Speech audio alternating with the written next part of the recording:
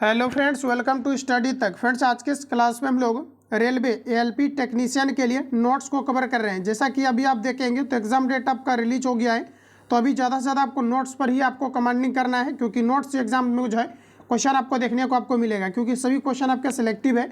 इसके अलावा इसमें आप देखेंगे तो प्रीवियस ईयर जितने भी क्वेश्चन आपका पूछा गया है ये सारा कुछ आपको दिया गया, और एनसीईआरटी का एग्जाम्पलर क्वेश्चन भी इसके अंतर्गत आपको दिया गया। इसका देखिए 2 क्लास आपका ऑलरेडी निकल चुका है। अगर आप नए छात्र हैं तो प्लेलिस्ट जाकर के आप सारे क्लास को लगाएंगे। आइए दोस्तों, क्लास को हम लोग कंटिन्यू करते हैं, और आज जो हम लोग नेक्स्ट सेशन में एंटर करेंगे, तो यहाँ से देखिए आपका पहला क्वेश्चन आपका कंटिन्यू रहेगा, तो आप सभी लोग सभी क्वेश्चंस को बनाएंगे। तो देखिए आज का पहला क्वेश्चन है कि जब कोई पिंड मुक्त रूप से पृथ्वी की ओर गिरता है तो इसकी कुल ऊर्जा क्या होगी। तो इसकी कुल ऊर्जा अचर रहती है, तो यहाँ पर आपका करेक्ट आंसर सी हो जाएगा, यानी कांस्टेंट रहती है। अगला क्वेश्चन नेक्स्ट है कि महासागरीय तापीय ऊर्जा का कारण क्या है। तो देखिए फ्रेंड्स, हमारा करेक्ट आंसर हो जाएगा महासागर में विभिन्न स्तरों पर ताप में अंतर के कारण से महासागरीय तापीय ऊर्जा का कारण बनती है, तो यहाँ पर आपका सही आंसर आपका बी हो जाएगा। चलिए अगला क्वेश्चन नेक्स्ट देखेंगे कि सौर कुकर का कौन सा भाग पौधा घर प्रभाव के लिए उत्तरदायी होता है। चलिए आंसर लगाइए आप सभी लोग 3 सेकंड के अंदर। तो देखिए यहाँ पर हमारा करेक्ट आंसर हो जाएगा ऑप्शन आपका सी, ये कांच की सीट का प्रयोग किया जाता है, तो सी आपका यहाँ पर राइट हो जाएगा। अगला क्वेश्चन पवन चक्की में उत्पन्न ऊर्जा होता है। देखिए पवन चक्की की दोस्तों बात करेंगे तो ये सबसे ज़्यादा तमिलनाडु के अंतर्गत इसका प्लांट देखने को मिलता है, और इसका जो ऊर्जा है ये आपका उत्पन्न होता है तो पवन के वेग पर निर्भर करता है। ऑप्शन यहाँ पर आपका सी करेक्ट हो जाएगा। चलिए अगला क्वेश्चन नेक्स्ट देखेंगे। कहा जा रहा है कि किसी जल विद्युत शक्ति संयंत्र में अधिक विद्युत शक्ति उत्पन्न की जा सकती है यदि जल अधिक ऊंचाई से गिराया जाए। क्योंकि देखिए जल को अधिक ऊंचाई से गिराया जाए इसलिए क्योंकि विद्युत उत्पन्न करने के लिए अत्यधिक स्थितिज ऊर्जा उपलब्ध हो जाती है, तो यहाँ पर देखिए आपका करेक्ट आंसर आपका बी हो जाएगा। चलिए नेक्स्ट क्वेश्चन देखेंगे। कहा जा रहा है कि पवन शक्ति के संदर्भ में औसत कथन का चयन करें। सभी ऑप्शन को आप पढ़ने हैं, पहले आपको 3 से 4 सेकंड के अंतर्गत। पहला कहा जा रहा है खुले स्थानों पर न्यूनतम पवन ऊर्जा की अपेक्षा की जाती है, जो कि हमारा देखेंगे तो बिल्कुल आपका सही है। नेक्स्ट कहा जा रहा है अधिक ऊंचाई वाले स्थानों पर पवनों की स्थितिज ऊर्जा पवन जो है शक्ति का स्रोत कहलाता है, तो ये हमारा गलत है। तो दूसरा स्टेटमेंट यहाँ पर आपका बिल्कुल आपका करेक्ट हो जाएगा। चलिए नेक्स्ट क्वेश्चन कहा जा रहा है कि निम्नलिखित में से कौन ऊर्जा का मात्रक नहीं है। आइए हम लोग यहाँ पर ऑप्शन देखते हैं। तो जैसा कि आप सभी लोग देख पाएंगे ऑप्शन यहाँ पर आपके सामने दिया गया, ऊर्जा का मात्रक क्या नहीं हो सकता है। तो देखिए जूल आपका ऊर्जा का मात्रक होता है। इसके अलावा अगर दोस्तों आगे देखेंगे, आगे यहाँ पर आपको दिया गया है न्यूटन मीटर, ये भी हमारे ऊर्जा के मात्रक होता है। किलोवाट घंटा दिया गया, किलोवाट ये ऊर्जा का मात्रक नहीं होता है।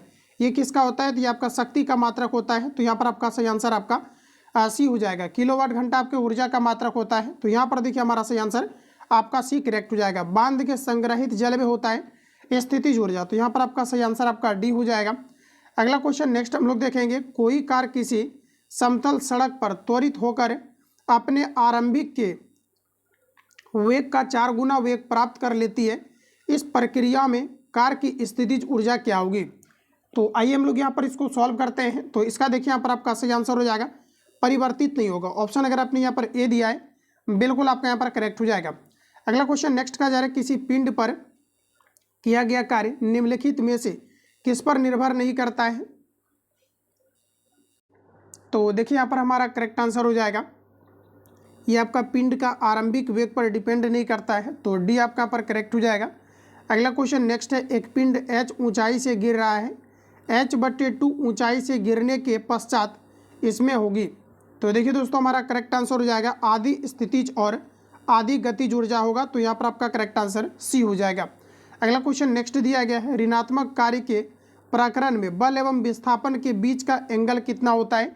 तो देखिए ऋणात्मक कार्य यानी इधर आप बल को लगा रहे हैं और कार्य आपका अगर अपोजिट डायरेक्शन में होता है तो इसी को हम लोग ऋणात्मक कार्य कहते हैं, और यहाँ पर जो एंगल आपका क्रिएट होता है 180 का, तो ऑप्शन आपका डी करेक्ट हो जाएगा।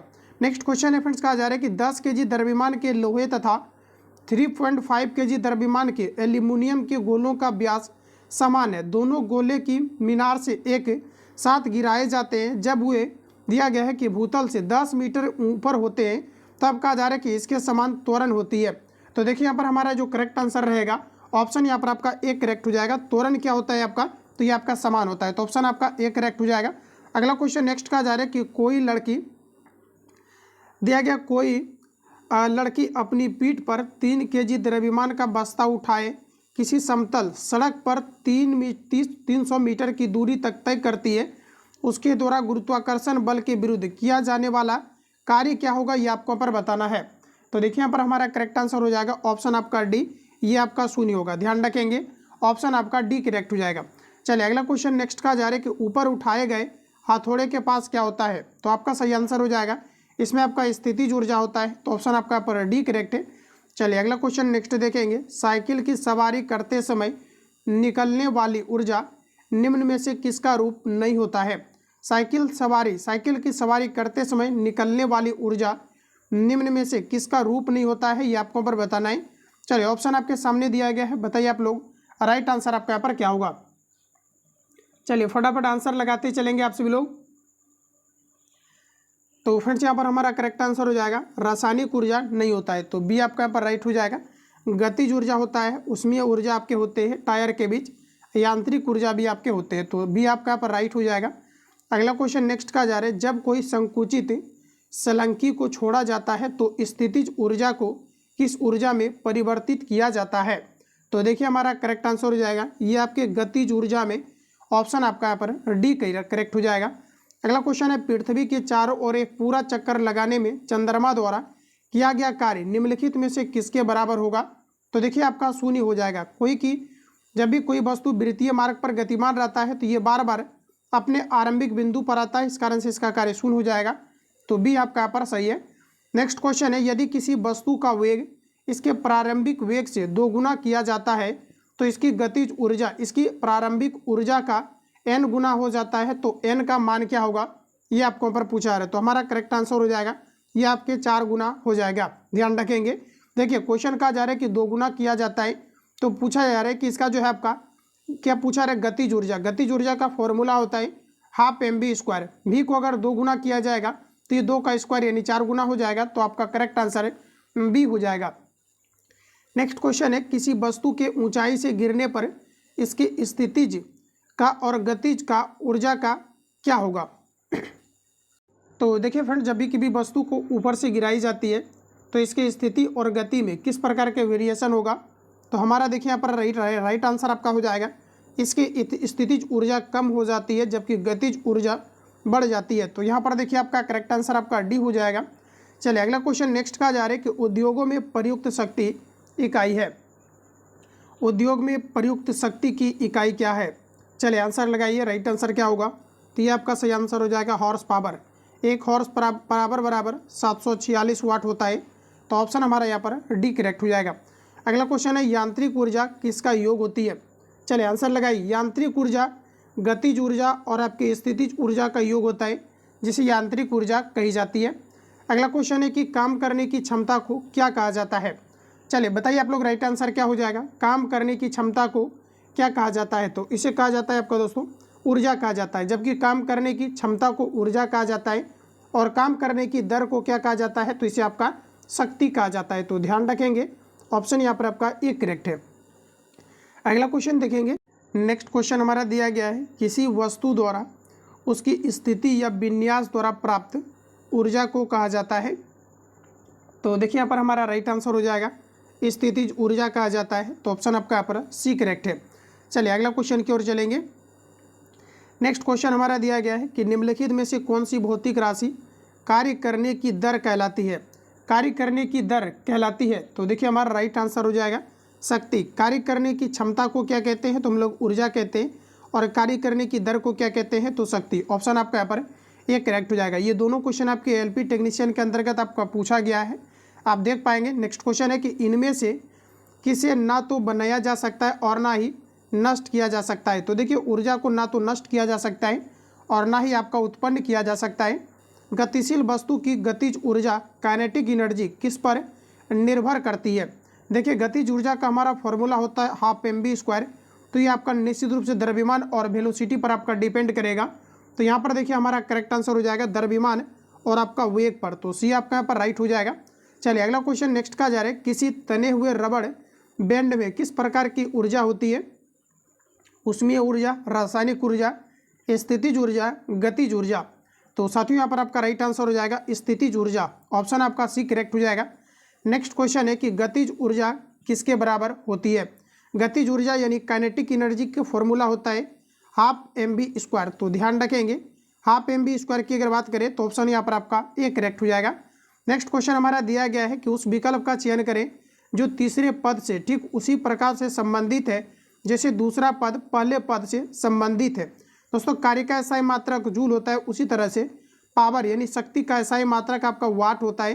तो यहाँ पर देखिए आपका करेक्ट आंसर ए हो जाएगा। चलिए अगला क्वेश्चन नेक्स्ट देखते हैं हम लोग। कहा जा रहा है कि निम्नलिखित गतिविधियों में से किस में कहा जा रहा है कि काम नहीं किया गया है। देखिए जितने भी आपका क्वेश्चन है एलपी के एग्जाम में आपका रिपीटेड आपका है और नया आपका एग्जाम्पलर भी क्वेश्चन आपका डाला गया है। तो आप सभी लोग एलपी टेक्नीशियन के लिए, क्योंकि साइंस का वेटेज आपके रेलवे के अंतर्गत कहीं ना कहीं ज़्यादा होता है, तो आपको सभी क्वेश्चंस को आपको ध्यानपूर्वक लगाने हैं। तो देखिए पूछा है कि निम्नलिखित गतिविधियों में से किसमें काम नहीं किया गया है। तो देखिए यहाँ पर हमारा राइट आंसर हो जाएगा ये आपका अविस्पन प्लेटफॉर्म पर खड़ा व्यक्ति। जब कोई व्यक्ति खड़ा रहता है तो ये 90 डिग्री का एंगल क्रिएट करता है, और जब भी 90 डिग्री का एंगल पर बनता है तो यहाँ पर कार्य आपका शून्य होता है, क्योंकि हमारा फॉर्मूला होता है W बराबर आपका FS cos थीटा। cos 90 का मान 0 होने के कारण से ये पूरा आपका 0 हो जाता है। तो ध्यान रखेंगे। अगला क्वेश्चन है किसी संकुचित स्प्रिंग में सामान्य लंबाई के स्प्रिंग से अधिक ऊर्जा होती है, क्योंकि स्प्रिंग संकुचित होने के कारण इनमें से कहा जा रहा है कि क्या होता है। तो फ्रेंड्स हमारा राइट आंसर हो जाएगा आपका स्थितिज ऊर्जा होता है। तो बी आपका राइट हो जाएगा। जब कोई वस्तु बल की दिशा में 1 मीटर की दूरी पर 1 न्यूटन बल के द्वारा चलती है तो किए गए कार्य की मात्रा कितनी होगी। चलिए बताइए आप लोग राइट आंसर आपका क्या होगा। तो देखिए हमारा करेक्ट आंसर हो जाएगा एक आपका जूल होगा। ध्यान रखेंगे क्योंकि W बराबर हमारा फॉर्मूला होता है FS आपका cos थीटा। तो यहाँ पर देखिए आपका दिया गया है 1 मीटर आपका डिस्टेंस कवर किया हुआ है और 1 न्यूटन का आपका बल लगाए तो आपका 1 जूल आपका कार्य होगा। तो सी आपका यहाँ पर राइट हो जाएगा। चलिए अगला क्वेश्चन नेक्स्ट कहा जा रहा है 1 हॉर्स पावर किसके बराबर होता है। 1 हॉर्स पावर 746 वाट के बराबर होता है। तो ऑप्शन यहाँ पर आपका ए सही है।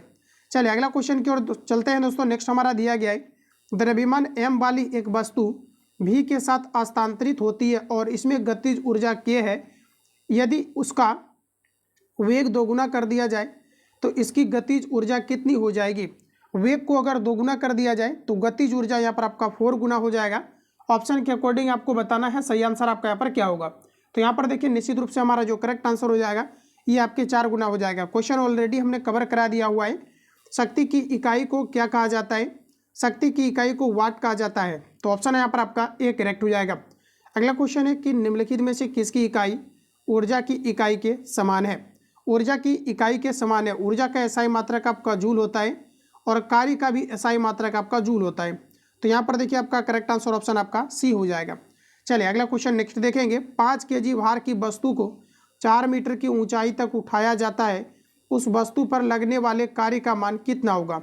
देखिए हमारा फॉर्मूला होता है, कार्य पूछा जा रहा है, इसका फॉर्मूला होता है mgh। m का वैल्यू हमारा 5 दिया गया है, g हमें 10 के करीब लेकर के चलना है या फिर आप 9.8 लेकर के चलेंगे। यहाँ पर पॉइंट में नहीं दिया गया इसलिए हम लोग पूरा लेकर के चलेंगे। तो देखिए यहाँ पर आपका 200 आपका कैलकुलेट करने के बाद आ जाएगा। तो यहाँ पर देखिए आपका निगेटिव भी आंसर दिया गया है, पॉजिटिव भी आपको दिया गया है। तो देखिए ऐसी स्थिति में हमारा करेक्ट आंसर ऑप्शन आपका डी करेक्ट हो जाएगा, क्योंकि कोई भी वस्तु जो होता है ये गुरुत्वाकर्षण के विरुद्ध काम करता है ऊपर की। अगर आप इसको लेकर के जाते हैं तो क्योंकि जो ग्रेविटेशनल फोर्स होता है ये आपका नीचे की ओर लगता है, इस कारण से हमारा करेक्ट आंसर आपका डी हो जाएगा। अगला क्वेश्चन दोस्तों नेक्स्ट देखेंगे। एक वस्तु पर बल लगने के बावजूद भी किया गया कार्य शून्य होगा यदि उसका विस्थापन डैश हो। चलिए बताइए राइट आंसर आपका क्या हो जाएगा। ऑप्शन आपका यहाँ पर डी करेक्ट हो जाएगा। ठीक है, ध्यान रखेंगे उसका विस्थापन आपका शून्य हो तो इसका कार्य क्या हो जाएगा आपका 0 हो जाएगा। अगला क्वेश्चन है किसी जल विद्युत गिरी में विद्युत ऊर्जा में परिवर्तन होने वाली ऊर्जा कौन सी है। किसी विद्युत गिरी में विद्युत ऊर्जा में परिवर्तित होने वाली ऊर्जा कौन सी है। तो फ्रेंड्स यहाँ पर हमारा राइट आंसर हो जाएगा ये आपका गतिज ऊर्जा है। तो डी आपका पर राइट हो जाएगा। चलिए अगला क्वेश्चन नेक्स्ट देखेंगे। शक्ति का सूत्र क्या है। P बराबर हमारा फॉर्मूला होता है W/T यानी कार्य बटे समय। तो बी आपका यहाँ पर राइट हो जाएगा। अगला क्वेश्चन नेक्स्ट है कि स्थिति या आकृति में हुए परिवर्तन के कारण एक वस्तु में निहित ऊर्जा को कहा जाता है। तो इसे कहा जाता है स्थितिज ऊर्जा। डी आपका यहाँ पर राइट हो जाएगा। अगला क्वेश्चन है 5 किलोग्राम और 10 किलोग्राम द्रव्यमान की दो इस्पात की गेंद की स्थितिज ऊर्जा समान है, यदि संभावना हो तो कौन सी गेंद तेजी से गति कर रही है, ये आपको यहाँ पर बताना है। तो देखिए फ्रेंड्स हमारा राइट आंसर हो जाएगा ये आपका 5 किलोग्राम वाली गेंद तेज चल रही है, तो बी आपका यहाँ पर राइट हो जाएगा। अगला क्वेश्चन हमारा नेक्स्ट का जा रहा है कि जब किसी बंदूक से गोली चलाई जाती है तो इसकी संभावित स्थितिज ऊर्जा किसमें परिवर्तित हो जाती है। तो देखिए स्थितिज ऊर्जा गतिज ऊर्जा के रूप में परिवर्तित हो जाती है, लेकिन ऑप्शन के अकॉर्डिंग यहाँ पर आपको लगाना है करेक्ट आंसर आपका क्या होगा। तो देखिए यहाँ पर हमारा सही आंसर आपका हो जाएगा गतिज ऊर्जा, ये आपका पर राइट हो जाएगा। चलिए अगला क्वेश्चन नेक्स्ट हम लोग देखते हैं। कहा जा रहा है एक खींचे हुए धनुष से तीर छोड़ते समय मनुष्य की स्थितिज ऊर्जा किसमें बदल जाती है, ये आपको पर पूछा है। तो देखिए यहाँ पर हमारा करेक्ट आंसर हो जाएगा गतिज ऊर्जा में, बी आपका यहाँ पर राइट हो जाएगा। अगला क्वेश्चन है एक लड़का 120 न्यूटन भार के एक लंबे बक्से को 2 मीटर की ऊंचाई तक उठाता है, उसके द्वारा किया गया कार्य क्या होगा। W बराबर हमारा फॉर्मूला होता है FS cos थीटा। तो देखिए F का वैल्यू यहाँ पर आपका 120 दिया गया है, डिस्प्लेसमेंट आपका यहाँ पर दोस्तों 2 दिया गया है। तो देखिए इसका हमारा जो है 240 आपका होना चाहिए, जो कि ऑप्शन यहाँ पर आपका सी में दिया गया है, तो सी आपका यहाँ पर राइट हो जाएगा। अगला क्वेश्चन है कि यदि एक वस्तु का संवेग 3 गुना कर दिया जाए तो इसकी पूछा जा रहा है कि गतिज ऊर्जा क्या होगी। चलिए आंसर बताइए आप लोग, राइट आंसर आपका यहाँ पर क्या होगा। तो देखिए दोस्तों गतिज जो ऊर्जा होगा ये मूल मान का 9 गुना हो जाएगा। कितना हो जाएगा आपका 9 गुना हो जाएगा। ऑप्शन आपका यहाँ पर एक करेक्ट हो जाएगा, ध्यान रखेंगे। अगला क्वेश्चन कहा जा रहा है कि इनमें से कौन सा स्थितिज ऊर्जा का उदाहरण नहीं है। तो देखिए वहाँ पर राइट आंसर जो होगा ऑप्शन आपका यहाँ पर डी करेक्ट होगा। बहती हुआ ऊर्जा जो आपका है बहता हुआ पानी, इसमें आपका गतिज ऊर्जा है, तो डी आपका राइट हो जाएगा। अगला क्वेश्चन है कि निम्न में से कौन अधिक काम कर सकता है, जिसमें ज़्यादा डिस्प्लेसमेंट होगा वो अधिक काम करेगा। तो बंदूक की एक चलती हुई गोली में ज़्यादा डिस्प्लेसमेंट होगा, तो बी आपका राइट हो जाएगा। अगला क्वेश्चन है गतिज ऊर्जा और स्थितिज ऊर्जा को सम्मिलित रूप से कहा जाता है यांत्रिक ऊर्जा, तो सी आपका पर दोस्तों करेक्ट हो जाएगा। नेक्स्ट क्वेश्चन कहा जा रहा है कार्य करने में मानव शरीर द्वारा प्रयुक्त ऊर्जा कितनी होती है। कार्य करने में मानव शरीर द्वारा प्रयुक्त ऊर्जा होती है। तो देखिए हमारा यहाँ पर सही आंसर है ऑप्शन आपका ए। कौन सी ऊर्जा है, तो आपका स्थितिज ऊर्जा है, ऑप्शन ए करेक्ट हो जाएगा। ध्यान रखेंगे काफ़ी ज़्यादा इस प्रकार के क्वेश्चन में कन्फ्यूजन होता है, तो ये आपका पर राइट हो जाएगा। चलिए अगला क्वेश्चन नेक्स्ट देखेंगे। एक प्रयुक्त बल तथा पिंड का विस्थापन एक दूसरे से 90 डिग्री पर बनता है, तो किया गया कार्य क्या होगा। तो ऑप्शन आपका सी करेक्ट हो जाएगा, शून्य होगा। अगला क्वेश्चन है कि आकार में बदलाव के कारण शरीर द्वारा प्राप्त ऊर्जा को कहा जाता है। तो देखिए यहाँ पर हमारा सही आंसर हो जाएगा ऑप्शन आपका बी, इसे कहते हैं प्रत्यास्थ स्थितिज ऊर्जा। तो बी अगर आपने दिया है तो बिल्कुल आपका करेक्ट हो जाएगा। चलिए अगला क्वेश्चन देखिए मोस्ट वीवीआई क्वेश्चन है, जो बराबर आपका रिपीट किया गया है, तो आंसर फटाफट आपसे भी लोग लगाते चलेंगे। तो फ्रेंड्स कहा जा रहा है कि 1 किलोवाट घंटा बराबर कितना होता है। तो 3.6 × 10⁶ जूल के बराबर होता है। ऑप्शन यहाँ पर आपको ठीक करना है, या तो फिर आपको इनमें से कोई नहीं लगा देना है, यानी कि आपका पर करेक्ट आंसर आपका डी हो जाएगा। एग्जैक्ट इसका आंसर देखेंगे तो 3.6 × 10⁶ आपका जूल के बराबर होता है। ठीक है, तो यहाँ पर देखिए जो हमारा करेक्ट आंसर हो जाएगा, यहाँ पर देखिए बिल्कुल आपका सही दिया गया है। क्योंकि देखिए दोस्तों यहाँ पर आपका क्या होगा कि 3.6 यानी पॉइंट को जैसे आप रिमूव करेंगे, नीचे आपका 10 होगा, 10⁵ है, ये जाकर के घटेगा, ठीक है 6 में। तो यहाँ पर देखिए जो आपका करेक्ट आंसर होगा ऑप्शन आपका ए करेक्ट होगा। कन्फ्यूजन करने का प्रयास किया गया है। अगला क्वेश्चन है कि जब दो लोचदार पिंड आपस में जोर से टकराते हैं तो क्या होगा। तो देखिए हमारा करेक्ट आंसर हो जाएगा, ये दोनों पिंड जो है दोबारा अपनी प्रारंभिक आकृति प्राप्त करने के लिए शुरू हो जाते हैं, तो बी आपका पर राइट हो जाएगा। नेक्स्ट क्वेश्चन कहा जा रहा है कि बल एवं विस्थापन दोनों सदिश राशि है, ठीक है सदिश है, तो कार्य जो बल और विस्थापन का गुणनफल है ये क्या होगा। तो देखिए जो हमारा कार्य है ये आपका दोस्तों क्या है, तो कार्य की अगर बात किया जाए तो कार्य जो होता है एक प्रकार का आपका होता है अदिश राशि। ध्यान रखेंगे क्या होता है, अदिश राशि होता है। जबकि बल की अगर बात करेंगे तो बल आपका सदिश राशि है, तो ऑप्शन यहाँ पर आपका बी करेक्ट हो जाएगा। चलिए अगला क्वेश्चन नेक्स्ट देखेंगे। किसी पिंड का गतिज ऊर्जा 4 गुनी हो जाती है, इसके नए संवेग का मान हो जाएगा। तो देखिए नए संवेग का मान क्या हो जाएगा, तो आपका प्रारंभिक का 2 गुना हो जाएगा, क्योंकि 2 का स्क्वायर होगा तो आपका 4 हो जाएगा, तो सी आपका यहाँ पर राइट है। चलिए अगला क्वेश्चन नेक्स्ट देखेंगे। कहा जा रहा है कि यदि किसी गतिमान वस्तु का वेग संवेग p एवं द्रव्यमान m हो तो p एवं m पदों में गतिज ऊर्जा का मान क्या होगा। तो देखिए p बराबर हमारा फॉर्मूला होता है mv। तो देखिए प्रश्न हमारा क्या पूछा जा रहा है, यदि किसी गतिमान वस्तु का वेग p द्रव्यमान m हो तो पूछा जा रहा है कि p एवं m पदों में गतिज ऊर्जा क्या होगा। तो गतिज ऊर्जा पूछा जा रहा है तो हाफ mv² होता है। तो यहाँ पर देखिए संवेग आपको p दिया गया है और दोस्तों यहाँ पर आपको कहा जा रहा है कि द्रव्यमान m है, तो ये आपका m हो जाएगा। अब देखिए संवेग आपको p दिया गया, संवेग का फॉर्मूला क्या होता है, p बराबर आपका mv होता है। ठीक है, अब देखिए यहाँ पर आपको v की जगह पर क्या रखना है, तो p हाफ mv² होता है। तो यहाँ पर देखिए आपका क्या हो जाएगा, p और m आपका हो जाएगा, यानी कि p बटे आपका m हो जाएगा। इसका आपको सिंपल सा आपको स्क्वायर कर देना है, तो क्या हो जाएगा p² बटे यहाँ पर आपका क्या हो जाएगा, तो आपका m हो जाएगा, m² हो जाएगा। एक देखिए m से आपका ये कट जाएगा तो हाफ p² बाय आपका m यहाँ पर आपका करेक्ट आंसर होना चाहिए। जबकि यहाँ पर फ्रेंड्स अगर देखेंगे, देखिए यहाँ पर आपका क्या है कि हाफ को कैलकुलेट करके यहाँ पर आपका जो है नीचे आपका डाल दिया गया है। तो यहाँ पर देखिए आपका जो सही आंसर आपका हो जाएगा p बाय आपका जो है ये आपका 2m आपका हो जाएगा। क्लियर है। चलिए अगला क्वेश्चन नेक्स्ट देखेंगे। एक हल्के एवं एक भारी पिंड की गतिज ऊर्जा समान है, उसका संवेग अधिक होगा।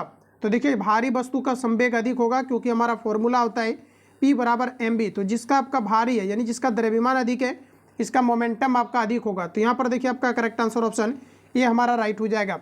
चलिए अगला क्वेश्चन नेक्स्ट का जा रहे हैं। एक ट्रक तथा एक कार समान गतिज ऊर्जा के साथ गतिशील है, उन्हें रोकने के लिए अगर बल प्रयुक्त किया जाता है तो क्या होगा।